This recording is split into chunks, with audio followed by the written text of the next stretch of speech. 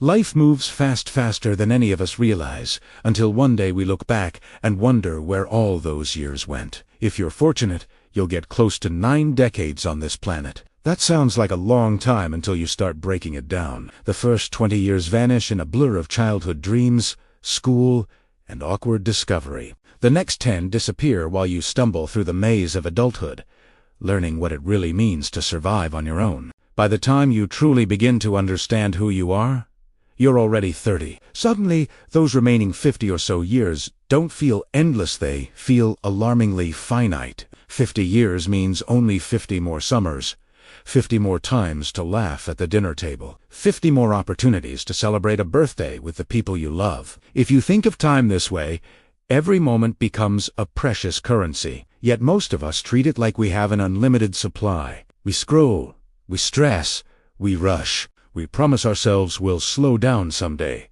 forgetting that someday is not guaranteed. As you grow older, your circle of familiar faces quietly shrinks. You might see your parents only once or twice a year. 10 years of holidays later, that's barely 20 more dinners together, 20 more chances to ask questions, to listen to stories, to laugh at old family jokes. And yet, even during those few gatherings, we're often distracted, half present, checking messages or thinking about the next day's to-do list. We behave as though life is an infinite playlist we can replay any time. But it's not. Every song plays once. So how do we use our short time wisely? How do we make sure the years ahead feel full rather than fast? The answer begins with perspective. Imagine yourself at the very end, looking back. What memories would you wish you had made more of? Would you regret not answering one more email? Or would you regret not watching one more sunset with someone you love? At that final moment, the titles and possessions we worked so hard for will blur into insignificance. D people. War. L remember your late nights at the office. 1. TB your colleagues, they LLB. The family members who missed you at the dinner table. Busyness is often mistaken for purpose. But being constantly occupied doesn't mean you're truly living. It just means you're filling time, not feeling it. When you learn to prioritize what genuinely matters, health, relationships, creativity, kindness, begin to live with intention instead of momentum. Think about how our relationships shift through life. As children, our world revolves around family. As teenagers, friends become our entire universe. In adulthood, the focus often moves toward a partner, maybe children, and inevitably our coworkers, because work consumes so much of our waking life. But as we age, and the career fades, many of those daily companions drift away. The house that was once full grows quieter. If we don't consciously invest in connections that outlast circumstance, we risk finding ourselves surrounded by silence. That's why it's essential to nurture the relationships that feed your soul, not just your schedule. Call the friend you keep meaning to call. Say, I love you to the people who matter, even if it feels awkward. Share a meal, a walk, a laugh. These small acts build the kind of wealth no amount of money can buy, the wealth of shared memories, because those you love won't be here forever, and neither will you. Money, of course, has its place. It can't buy happiness, but it can buy freedom, the freedom to spend time on what matters. The problem starts when money becomes the goal instead of the tool. Chasing wealth for its own sake is like running on a treadmill. You move fast but stay in the same place. But used wisely, money can buy back time. If a task takes you 10 hours and someone else can do it better in 2, hiring them isn't wasteful, it's wise. Those 8 saved hours could become a day with your kids, a trip, or simply a moment of rest. That's a far greater return on investment than a few extra digits in an account. When you start viewing time as the ultimate currency, every purchase looks different. That new car, that trendy gadgetish one represents weeks or years of your life spent earning the money to pay for it.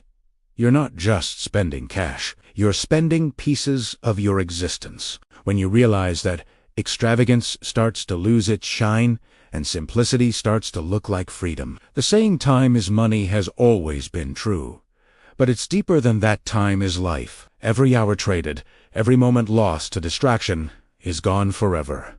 And yet, this truth isn't meant to make you anxious. It's meant to awaken you. When you understand the scarcity of time, you stop waiting for someday and start living now. Imagine waking up tomorrow with a fresh perspective.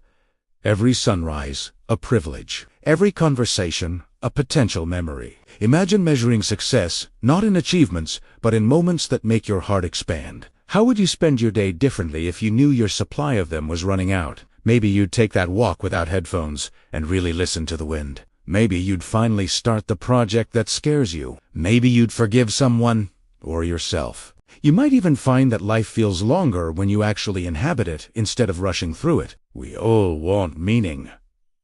We all want to feel like our lives counted for something. But meaning doesn't have to come from grand gestures or public recognition. Sometimes it's in the quiet courage of showing up fully in ordinary moments, making eye contact, helping a stranger, watching the sky shift colors at dusk. Those are the moments that stack up to a life well lived. Still, we can't ignore that our culture often glorifies speed, ambition, and endless productivity. We're taught that to slow down is to fall behind. But what if behind and ahead are illusions? What if the real measure of success is the ability to be content right where you are? Time, once gone, cannot be replenished, but it can be honored. You can start today by giving your attention to what truly deserves it. Say no to things that drain you, and yes to things that lift you. Protect your time like you'd protect your last drop of water in a desert, because in many ways, that's what it is, the source of life itself. When you begin to see time as sacred, priorities naturally shift. You stop trying to do everything, and instead focus on what's essential. If everything is important, then nothing truly is. Choosing what matters most isn't limiting, it's liberating. It frees you from the noise and lets you live on purpose. Think of your life as a story, one you're writing each day with your choices. Every yes adds a sentence.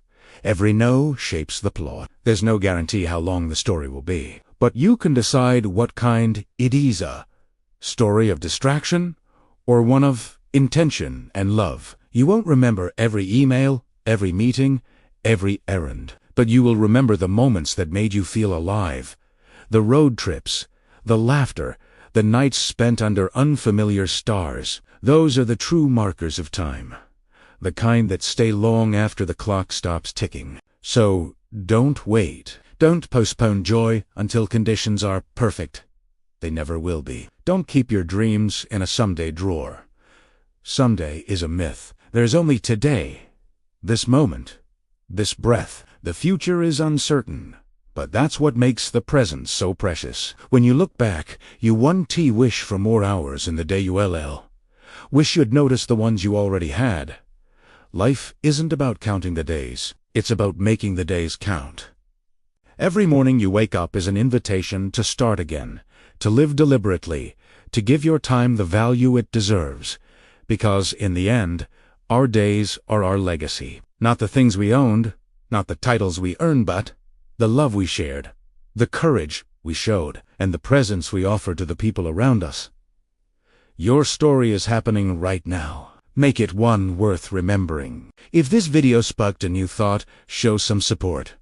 Hit like, subscribe, and stick around for more. Thanks for watching. See you next time.